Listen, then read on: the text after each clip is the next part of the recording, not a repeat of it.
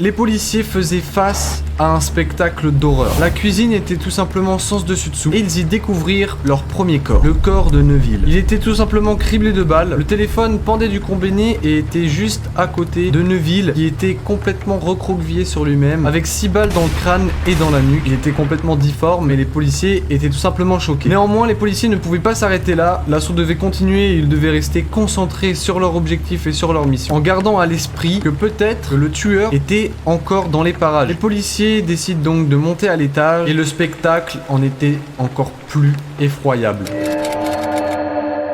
Les policiers entrèrent dans la chambre des jumeaux, car en effet, Sheila dit Bambi avait 2 enfants, Daniel et Nicolas. Les deux ont été tués par balle dans leur sommeil. D'ailleurs, les policiers ont rapporté que Daniel avait même encore son pouce dans la bouche alors qu'il s'était pris plusieurs balles comme son frère. Les policiers sont donc sous le choc évidemment, mais doivent encore continuer. Le tueur ou la tueuse peut encore être dans la maison. Ils se rendent donc dans la chambre parentale et y retrouvent June, la femme de Neville, morte allongée par terre avec une bible à l'entrée de la pièce qui avait sûrement dû être jetée par June. La Bible était impactée de balles, les murs étaient remplis de projections de sang et les draps étaient couverts de taches rouges du sang de June. On peut donc s'imaginer tout l'horreur de la scène avec du sang absolument partout. On s'imagine toute la violence et en même temps tout le silence très pesant qui devait régner dans la maison. Et dans cette même chambre, les policiers découvrirent Bambi qui était elle aussi morte d'une balle qui avait traversé sa mâchoire et qui s'était rendue jusqu'à son cerveau. Le fusil calibre 22 de Neville était donc sur sa poitrine, la crosse endommagée et le chargeur vide. La mission était donc terminée, l'épreuve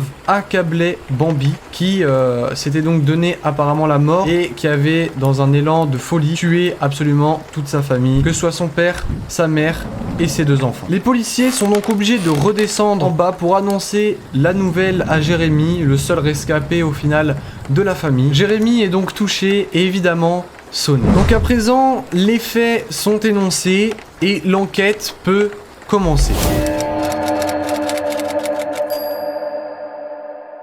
Le Dr Craig accompagne le capitaine Cook à l'intérieur de la maison pour faire les premières constatations. Première chose indiscutable, la maison est sans dessus-dessous, il y a eu des traces de lutte, surtout avec le père. Le père était quelqu'un de très physique qui a toujours travaillé, donc on se doute bien qu'il ne s'est pas laissé faire. Une seconde chose détonnait, Bambi n'a aucune trace, ni de blessure, ni de coup, ni de lutte. Ses ongles qui sont manucurés n'ont absolument aucune trace de peau, de terre. Il n'y a rien de tout cela. C'est comme si elle n'avait rien fait, comme si elle n'avait pas utilisé ses mains. Et alors aussi, chose très importante, tout le monde le sait, rien qu'en regardant des séries, en regardant des films, il ne faut absolument pas toucher les corps ou toucher l'intérieur de la maison avec ses mains. Néanmoins, les policiers n'ont absolument pas respecté ce protocole, car en effet, pour eux, tout était tracé. Bambi était forcément le tueur et elle s'était elle-même donné la mort. Point final, affaire classée. Les policiers ont récupéré les corps sans faire de relevé d'empreintes, ce qui est une erreur tout simplement monumentale, mais ce n'est absolument pas la seule erreur qu'ils ont pu faire dans cette affaire. Même si les policiers avaient remarqué le calme absolu de Jérémy, ils ne se doutèrent de rien, car en effet, il pouvait être sous le choc, il pouvait être traumatisé, et encore une fois, Bambi était le suspect, voire le coupable par défaut. Et surtout, les policiers se disent que pour faire une telle chose, pour tuer des enfants avec plusieurs balles, pour tuer son père de 6 balles dans le crâne et dans la nuque, pour tuer sa mère sans aucune pitié, il fallait absolument être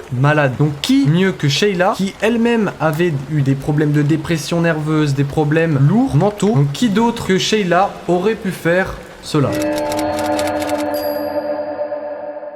L'inspecteur divisionnaire Tom Jones a été dépêché pour cette enquête. En effet, Cook n'avait pas les compétences requises pour faire face à ce genre d'enquête. Même si l'inspecteur était beaucoup plus chevronné que Cook, en entendant la thèse et la version que Cook proposait, il ne pouvait qu'être d'accord au vu de la tournure qu'avaient pris les événements. Et le but de l'enquête, en fait, c'était tout simplement rassembler des indices, mais pour inculper Bambi et pour classer l'affaire au plus vite. Ainsi, les policiers ne prirent pas la peine de récupérer les empreintes de la famille. Donc, c'est en effet leur deuxième, mais pas non plus leur seule erreur. Et oui, en effet, ils ont enchaîné les erreurs sur cette enquête en voulant tout bâcler, en voulant tout faire rapidement, en voulant classer l'affaire au plus vite, même si en effet tout coïncide pour dire que Bambi est le coupable.